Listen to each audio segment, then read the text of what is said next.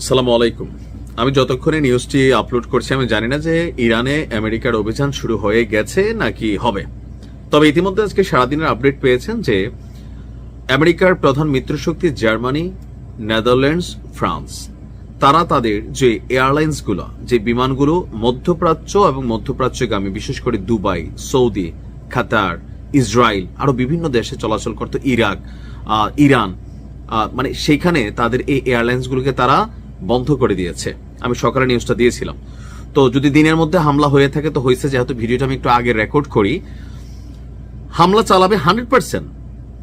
আজকে আন্তর্জাতিক গণমাধ্যমগুলো কিছু নিউজ দিচ্ছে, চাঞ্চল্যকর নিউজ, যে যুক্তরাষ্ট্র মধ্যপ্রাচ্য থেকে তাদের যে অতিরিক্ত সামরিক সম্পদগুলা, লাইক দামি দামি যুদ্ধ বিমান অথবা আরো যে অ্যাসেটগুলো আছে সেগুলো সরানো শুরু করে দিয়েছে 23 তারিখ থেকে।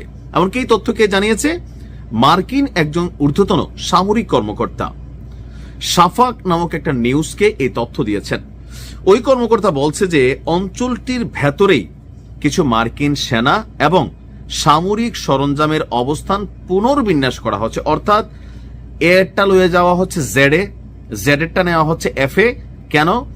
ইরান যে অভিযান একটা পাল্টা চালাবে মধ্যপ্রাচ্যের রাষ্ট্রগুলোতে, এটা 100%, এমনকি আমেরিকার এই ঘাঁটিগুলাকে টার্গেট করবে। সো ইরানের কাছে যে লেটেস্ট নকশাটা আছে ধরেন 3 দিন আগের, এখন এই যে তারা গোপনে গোপনে এয়ারে নিয়ে গেল, বি এর রিপ্লেসমেন্টে, বি এর নিয়ে গেল এফ এর রিপ্লেসমেন্টে, তো ইরান মনে করলো এত এর জায়গায় আছে, এর মধ্যে একটা ঘটনা ঘটাইতে গেল, দেখলে এর মধ্যে কিচ্ছু নাই, মেশিন আগে সরে গেছে কোথায়, এফ এর মধ্যে। বিষয়টা বুঝাইতে পারছি?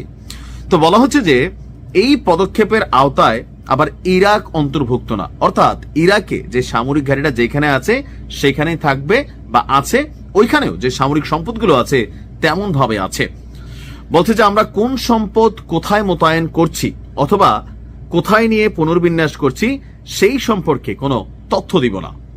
এই পদক্ষেপের লক্ষ্য হলো যুক্তরাষ্ট্রের প্রেসিডেন্ট ডোনাল্ড ট্রাম্প তিনি চূড়ান্ত সিদ্ধান্ত নিয়েই ফেলেছেন যে তিনি ইরানে অভিযান চালাবেন। আর এই অভিযান চালানোর পর ইরান যখন পাল্টা অবস্থান আসবে, অভিযান চালাবে, তখন যেন বিকল্প অপশন থাকে। বর্তমানে মধ্যপ্রাচ্যের অন্তত 19টি স্থানে যুক্তরাষ্ট্রের সামরিক উপস্থিতি রয়েছে।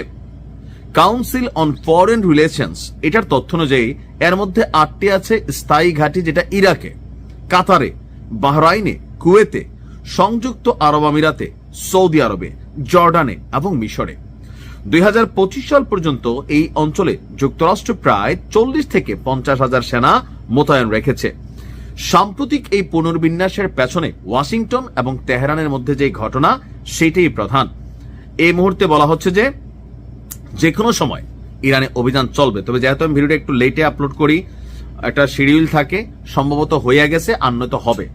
আপনি দেখেন একদম সবকিছু কিন্তু নিখুঁত একটা পরিকল্পনা প্রস্তুতিতে মার্কিন যুক্তরাষ্ট্র এগিয়ে যাচ্ছে।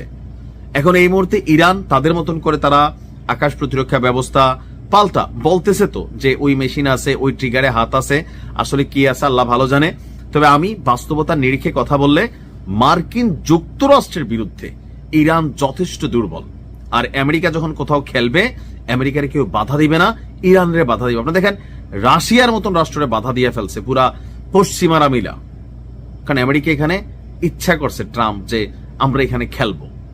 আগে বাইডেন ইচ্ছা করছিল। সো সেই ক্ষেত্রে ইরান অপেক্ষাকৃত অনেক দুর্বল একটা রাষ্ট্র আমেরিকার সামনে। তারপরে আমি যেটাকে সাপোর্ট করি বা প্রশংসা করি সেটা হচ্ছে সাহস, ঝুঁকেঙ্গা নাহি সালা স্টাইলটা। এখন হেফাজত করার মালিক উনি, তিনি ভালো জানেন কি ঘটবে। আসসালামু আলাইকুম।